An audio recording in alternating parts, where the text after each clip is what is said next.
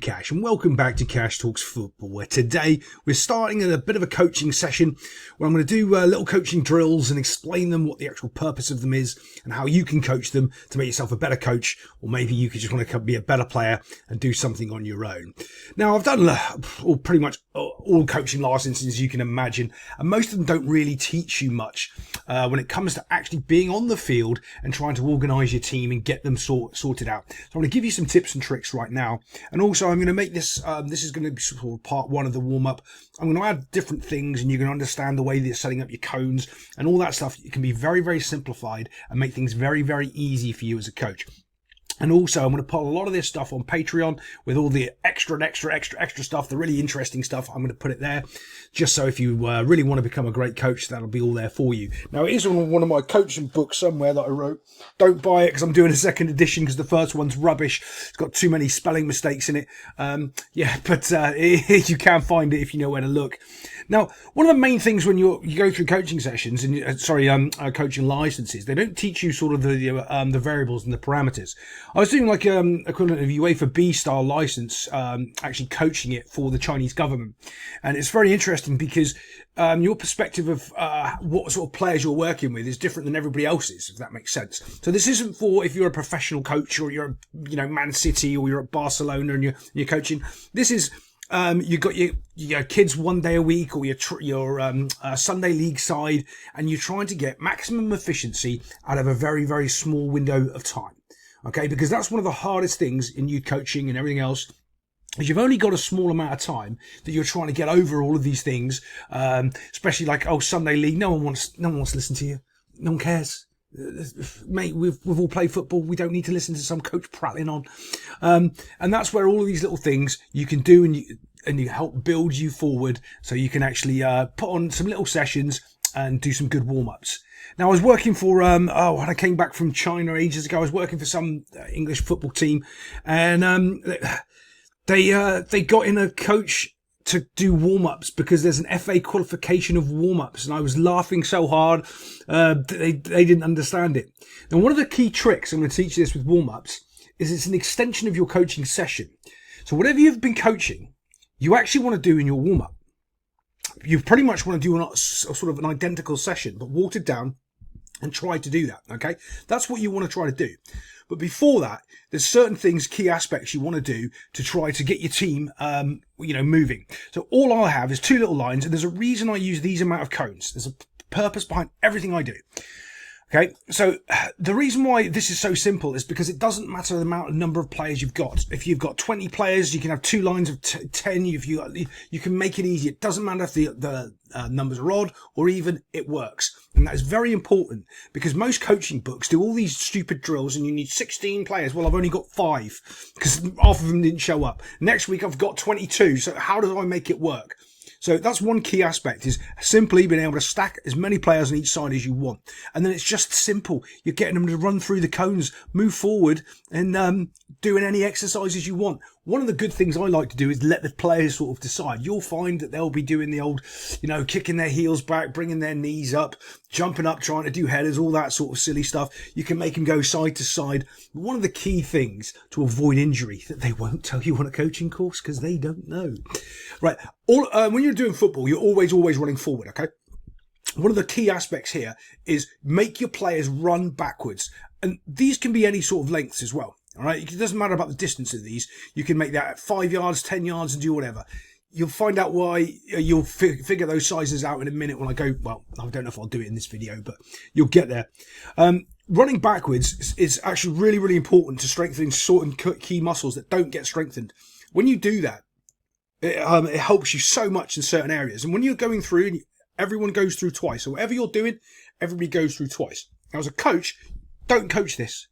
You're watching your players go through the motions, and within 2 weeks, everyone knows exactly what they're doing. They'll have little jogs, into full sprints, and they'll eventually have their own sort of warm-up setup. It doesn't really matter what they're doing. Well, it does, but it doesn't. It matters if they're finishing it with full sprints. Well, it's full sprints, 85% sprints at the end. That's what you want, gearing them up to go through slowly. They go through first exercise twice, second one twice, running backwards twice. Now, of course, you can always do it with a ball, but when you're, dribbling through with the ball, that's absolutely fine. You can make them do little skills, but it's slowing the actual the drill down. There's better things to do with the ball. There's better things. This is just getting the body moving and how everybody going through cycles, and off they go. It's that simple. That's what you want to look to do. But let's try to move it on, and I'll show you why I use these grids. By the way, I'm using this thing called Play Drills. There's a link below. They're helping out the channel. So if you're interested in like being able to move players around and do funky stuff, I think you can even download some of my sessions from there as well as I'm building them out. But remember, you want to keep it simple, and that's what the key is here. But let me just move it to one of the extra aspects of why you use these cones and what I'm doing this warm-up for. Wait, before we do that, look, I found an animation button, and you can animate your little things. Yeah, look at that. Brilliant. Let me show you the next thing I want to show you. Okay, so here we are on the next little thing. By the way, this software is actually quite good. The more I'm going to use this, the more better. Brilliant English, Cash. The better coaching sessions I'm actually going to show you and structure and really teach some interesting things, the better I get with this software. As I said, it's playdrills.com. There should be a link in one of the bazillion description-y thingies that I have down there. Now, you can see this was the actual layout here of these cones. Now, all of a sudden, everybody just transitions and moves. You've just put two cones on the side, leaving a channel. Always leave a channel, because players are stupid. It doesn't matter what age they are, what level of professionalism. You have to protect them because they will run into each other. Remember, all players are children, and you have to make sure that you basically draw in a little so where you need them to go, and they'll still mess it up. It doesn't matter what level they are playing. So you can do loads of simple things here. You can do this statically, so the players stand still and just ping the ball backwards and forwards to each other. Fine. You can do a third man running drill where, as soon as you pass the ball, then you run to the next line. He passes the ball and you only need 3 people for it. But again, this is the key with numbers. If you've got 4, it won't matter because you just have 2 people on each side. And then you've got 5, you've got 3, or then you can build another line. And that's very important when you're doing youth coaching or you're doing some sort of amateur level or your Sunday league sort of stuff, because you end up with these little lines of extra players.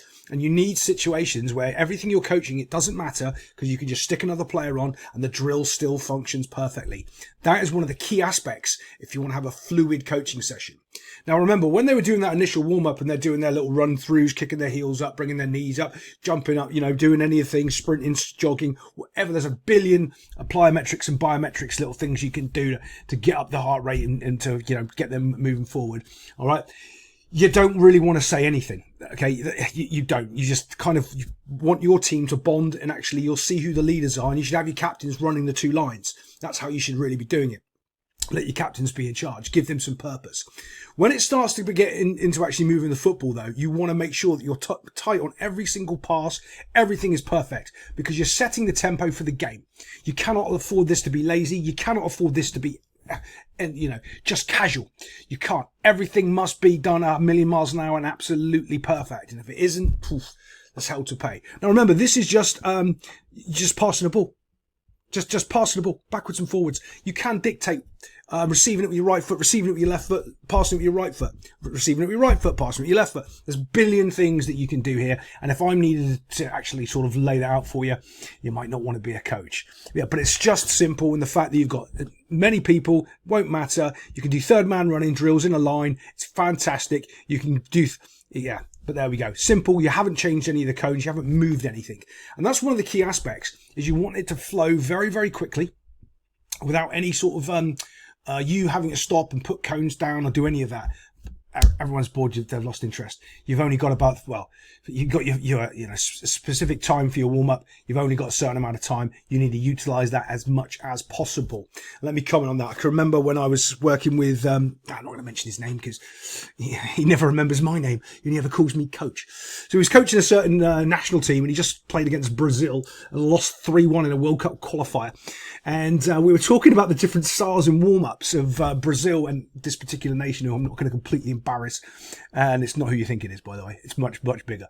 And what the Brazilians were doing in their warm-ups were basically this exercise here. This is where I stole it from, okay? They were just touching the ball, pinging it backwards and forwards as many times as possible before the game started. They're actively running and moving, as pretty much exactly what I'm carbon copy of what I'm doing, but without the cones. That's all they were doing, okay? And some of the balls were on the volley, some of them on the half volley, but that's all they were doing, okay? And when after the game, when we're doing the debrief and we're chatting, he goes, well, think about our warm-up and think about how many times the Brazilians touched the ball. They touched the ball between 500 and 1,000 times each in the warm-up, where our players maybe touched it 5 times each because they were doing keep away and all these other rubbish, right? Well, because we ran around a lot, but that's not really a good... They touched the ball 500 to 1,000 times more than us, each individual player. They were ready for the game, ready to touch the ball, ready to ping it around, and we were just ready to run around and chase it, because that's all we were doing in our warm-up. We were playing a game of keep away, running around playing keep away, and that's all they did in the game, and ended up losing 3-1. But yeah, so that's one of the interesting things that you need to think about if you want to be a good coach is this helping my team, not just today, for every other game that they're going to play? And if you're doing that in your warm-up, you're doing your warm-up right. If you're doing something specific for this game, you're doing your warm-up wrong. You need to do it so it lasts, that whatever your exercise you're doing can be used for everything. And if you go, oh, we need to do a certain way to deal with this team, well, okay, can you do that, but encompass that carries on forever for every team? And that's what you want to think about. Other than that, let me know what you think about these little coaching videos. They're going to get better as I learn how to use this software, because right now this is the little animation going, and it's not exactly top quality from the old cache, but I think it'll get there. Let me know in the comments below, and I'll see you next time on Cash Talks Football.